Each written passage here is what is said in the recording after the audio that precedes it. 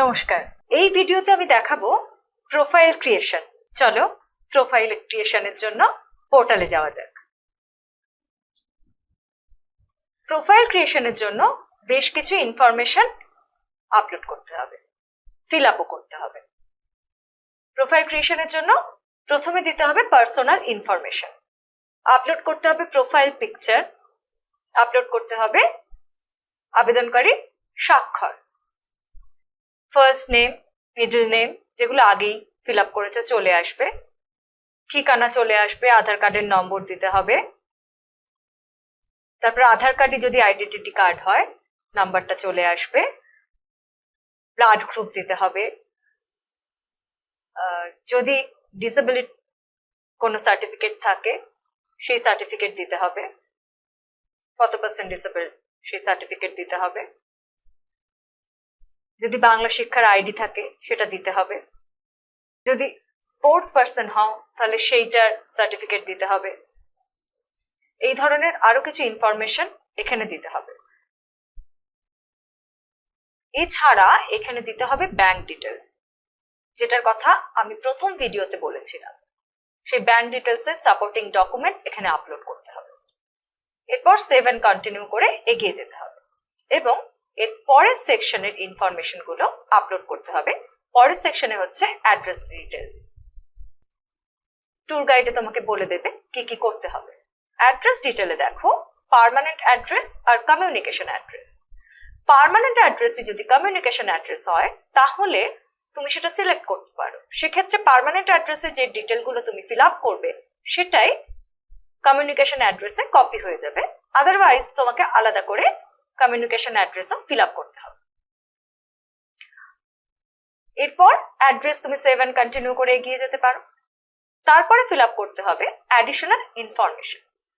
Additional ইনফরমেশনে তোমাকে কি কি ফিল আপ করতে হবে দেখো। সেখানে তোমাকে ফিল আপ করতে হবে তোমার পেরেন্টস এর ডিটেল, ফাদার মাদার অথবা গার্জেন ডিটেল। দেখো ফাদার মাদার ডিটেল কিন্তু ম্যান্ডেটরি নয়, তবে গার্জেন ডিটেলটা ম্যান্ডেটরি। এখানে ফাদার মাদার বা অন্য কেউ তোমার গার্জেন হতে পারেন। Father detail mother detail fill up করতে হবে এবং যদি ফাদার বা মাদার তারাই কেউ তোমার গার্জেন হয় সেটা তুমি গার্জেন ডিটেলে গিয়ে ড্রপ ডাউন থেকে সিলেক্ট করতে পারো। এখানে দেখো একটা ব্যাপার আছে, ফাদার বা মাদারের নামের আগে প্রেফিক্স আছে। ফাদারের নামের আগে দেখো মিস্টার, বা মাদারের নামের আগে দেখো যেমন ডক্টর, মিসেস বা লেট আছে। এখানে যদি মাদার লেট হন তাহলে কিন্তু তুমি রিলেশনশিপ স্ট্যাটাসে গিয়ে গার্জেনে তুমি কিন্তু মাদার সিলেক্ট করলে তোমার কিন্তু গার্জেনে মাদার নেবে না। তুমি যদি দেখো মাদারে তুমি লেট সিলেক্ট করো সেখানে কিন্তু তুমি গার্জেনে গিয়ে মাদার অপশনটা পাবে না। ফলে তুমি খুব দেখে এই অংশটাকে ফিল আপ করবে। এখানে তোমাকে ইনকাম অ্যামাউন্টটাকে দিতে হবে। এবার সেভ কন্টিনিউ করে এগিয়ে যেতে হবে। এরপরে তোমাকে তোমার মার্কস ডিটেল, এটা খুব ইম্পর্টেন্ট, এর ওপরেই কিন্তু তোমার এলিজিবিলিটি ডিপেন্ড করবে। তুমি কোন কোর্সের জন্য এলিজিবল এইটা ডিপেন্ড করবে। তোমাকে 10+2 এর এক্সামিনেশন রেজাল্টের ডিটেল দিতে হবে। সেখানে দেখো তোমাকে সাবজেক্ট চুজ করতে হবে। এই প্রোফাইলটা অর্ধেকটা ক্রিয়েট করা আছে, তাই জন্য এখানে তুমি কিভাবে অ্যাড সাবজেক্ট করে সাবজেক্টগুলো চুজ করবে। ল্যাঙ্গুয়েজ যখন তুমি চুজ করবে সেটা কোন ধরনের ল্যাঙ্গুয়েজ, ফার্স্ট ল্যাঙ্গুয়েজ না সেকেন্ড ল্যাঙ্গুয়েজ, এটা চুজ করতে হবে। মার্কস তোমরা যখন দেবে দেখো মার্কসের ক্ষেত্রে কিন্তু থিওরি না প্র্যাকটিক্যাল সেটা তোমাকে চুজ করতে হবে। প্র্যাকটিক্যাল বা প্রজেক্ট যদি হয় তাহলে সেখানে কত নাম্বার তুমি লিখতেও পারো বা সেখানে ফুল মার্কস কত ফিল আপ করারও অপশন আছে। বোর্ড কিছু কিছু বোর্ড চুজ করার থাকলে সেখানে বোর্ড অনুযায়ী তোমার থিওরিতে কত নাম্বার এবং প্র্যাকটিক্যালে কত নাম্বার সেটা অটোমেটিক্যালি ফিল আপ হয়ে যাওয়ারও বন্দোবস্ত এই পোর্টালের মধ্যে রয়েছে। এবং মার্কস গুলোকে খুব দেখে ফিল আপ করতে হবে। আবারও বলছি এর ওপরে তোমার এলিজিবিলিটি ডিপেন্ড করবে। একইভাবে তোমার ক্লাস 10 এর মার্কস ফিল আপ করতে হবে। আবার সেভ অ্যান্ড কন্টিনিউ করে এগিয়ে যেতে হবে। এরপরে তোমাকে যা যা ডেটা তুমি ফিল আপ করলে তার সাপোর্টিং ডকুমেন্টস আপলোড করতে হবে, যে ডকুমেন্টের ডিটেল ফার্স্ট ভিডিওতে বলা হয়েছিল। এবং ডকুমেন্ট আপলোড করার পরে তুমি কিন্তু সেই ডকুমেন্টগুলোকে ভিউ অপশনে গিয়ে ভিউ করতে পারবে।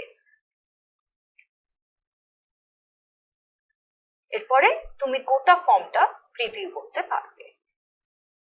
তুমি কি কি দিয়েছো সেই সবটা প্রিভিউ করতে পারবে এবং এই প্রিভিউ অপশনে গিয়ে তুমি কি কি লিখেছো সেটা প্রিভিউ করে তোমাকে চেক করতে হবে। অর্থাৎ তুমি ভেরিফাই করছো, চেক অ্যান্ড ভেরিফাই। তুমি যা যা লিখেছো সেগুলো তুমি ভেরিফাই করছো। এই অপশন বক্সে তোমাকে ক্লিক করতে হবে। তোমার মার্কস, তোমার আদার ডিটেলস, তুমি যা লিখেছো সেগুলো যে তুমি ঠিক লিখেছো এটা চেক অ্যান্ড ভেরিফাই না করলে কিন্তু তোমাকে প্রসিড করতে দেওয়া হবে না। ফলে খুব সতর্কতার সঙ্গে এগুলোকে চেক করো এবং তুমি যে ভেরিফাই করছো সেই ভেরিফাই বক্সে ক্লিক করো এবং টার্মস অ্যান্ড কন্ডিশনসে তুমি অ্যাকনলেজ করো, তুমি কনসেন্ট দাও, তারপরে তুমি কন্টিনিউ বাটনে ক্লিক করো। এইভাবে তোমার প্রোফাইল ক্রিয়েশন যখন 100% কমপ্লিট হবে তখনই তুমি প্রেফারেন্স লিস্ট তৈরি করার জন্য এলিজিবল হবে এবং এই প্রেফারেন্স লিস্ট তৈরি করার পরে তুমি অ্যাপ্লাই করতে পারবে। আমরা প্রোফাইল ক্রিয়েশন 100% কমপ্লিট করা এখানেই শেষ করলাম। এই ভিডিওতে আমরা দেখলাম প্রোফাইল ক্রিয়েশন। এর পরবর্তী ভিডিওতে আমরা দেখব প্রেফারেন্স লিস্ট ক্রিয়েশন।